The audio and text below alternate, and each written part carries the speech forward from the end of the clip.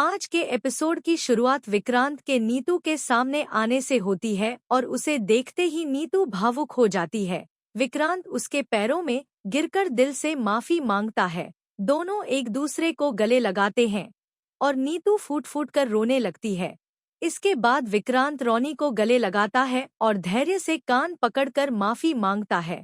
धैर्य और विक्रांत भी एक दूसरे को गर्मजोशी से गले लगाते हैं। विक्रांत आगे बढ़कर मन्नत को गले लगाता है और दोनों बेकाबू होकर रोने लगते हैं। दुआ गाना गाती रहती है और विक्रांत उसे गोद में उठा लेता है। जल्द ही सभी लोग मिलकर नाचने लगते हैं और नीतू को सच्ची खुशी महसूस होती है।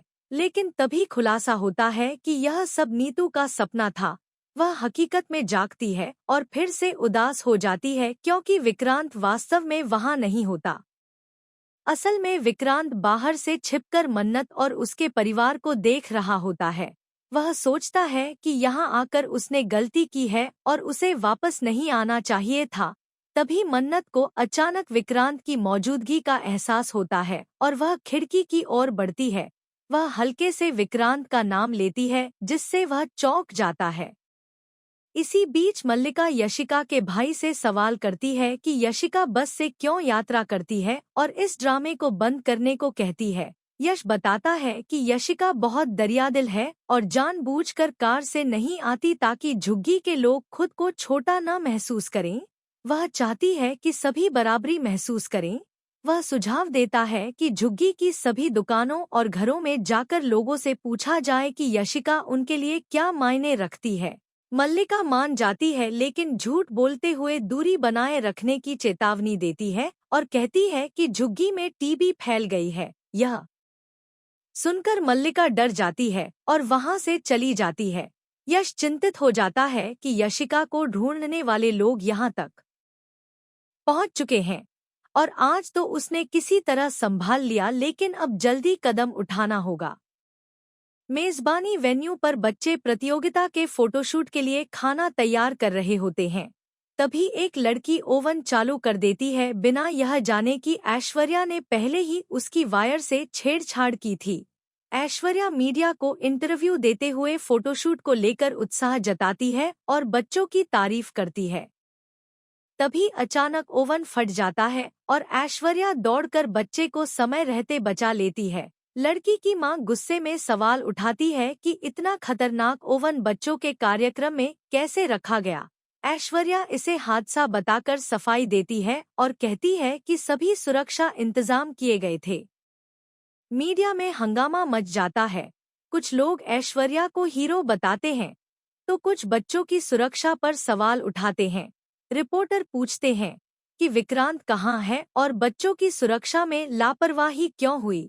ऐश्वर्या जवाब देती है कि विक्रांत शहर से बाहर है और सब कुछ वही संभाल रही है। वह वादा करती है कि सारे उपकरण दोबारा चेक होंगे और दोषी को सजा मिलेगी। अंदर ही अंदर ऐश्वर्या सोचती है कि अब विक्रांत को लौटना ही पड़ेगा और चूंकि उसने एक बच्चे की जान बचाई है इसलिए उस पर लापरवाही का आरोप भी नहीं आएगा। यशिका देखती है कि विक्रांत मन्नत के घर के बाहर खड़ा है और उसे गुस्सा आ जाता है। मन्नत भी बाहर आती है लेकिन उसे कोई दिखाई नहीं देता। वह सोचने लगती है कि उसे विक्रांत की मौजूदगी का एहसास क्यों हुआ और सवाल करती है कि जब उसका परिवार कहीं और है तो वह यहाँ क्यों आएगा। विक्रांत यशिका से झूठ बोलने के लिए माफी मांगता है। यशिका कहती है कि उसे उस पर शक नहीं था बल्कि उसे लगा कि वह किसी परेशानी में है इसलिए उसका पीछा किया। विक्रांत मानता है कि यहाँ आना उसकी गलती थी। मन्नत को लगता है कि शायद उसकी बातों से नीतू को चोट पहुंची है। नीतू खिड़की की ओर देखती है और विक्रांत को देखकर मान लेती है कि वह उससे मिलने आया है। वह उसे रोकने के लिए बाहर दौड़ती है। यशिका कार के शीशे में नीतू को देख लेती है और डर जाती है कि अगर नीतू विक्रांत तक पहुंच गई तो वह कभी नहीं जाएगा। वह उसे रोकने की कोशिश करती है। तभी अचानक ऐश्वर्या विक्रांत को फोन कर हादसे की जानकारी देती है और विक्रांत कहता है कि वह तुरंत मुंबई लौट रहा है। उसी वक्त मन्नत देखती है कि नीतू की व्हीलचेयर गायब है और घबराकर उसे ढूंढने लगती है। विक्रांत की कार निकल जाती है और नीतू उसे रोक नहीं पाती। वह टूटकर जमीन पर गिर जाती है। डॉक्टर नीतू की जांच करता है और बताता है कि उसकी हालत बेहद गंभीर है और अगर 1-2 दिन में सर्जरी नहीं हुई तो उसके बचने की संभावना लगभग शून्य है। यह सुनकर सभी स्तब्ध रह जाते हैं। मन्नत पैसों की व्यवस्था को लेकर परेशान हो जाती है क्योंकि उनके पास कोई साधन नहीं है। डॉक्टर साफ कहता है कि अब और इंतजार नहीं किया जा सकता और तुरंत इंतजाम जरूरी है। नीतू बड़बड़ाती रहती है कि रोनी विक्रांत को फोन करे क्योंकि माँ की हालत सुनते ही वह भागा चला आएगा। रोनी उसे शांत करने की कोशिश करता है लेकिन नीतू कहती रहती है कि विक्रांत उसका बेटा है और उसके लिए कुछ भी कर सकता है।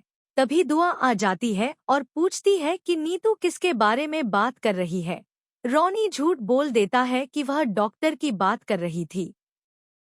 दुआ मासूमियत में अपनी सारी बचत नीतू के इलाज के लिए डॉक्टर को दे देती है।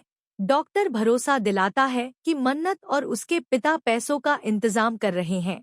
मन्नत खुद को पूरी तरह बेबस महसूस करती है और सोचती है कि नीतू इस दर्द की हकदार नहीं है। आज वह खुद को पहले से कहीं ज्यादा असहाय महसूस करती है।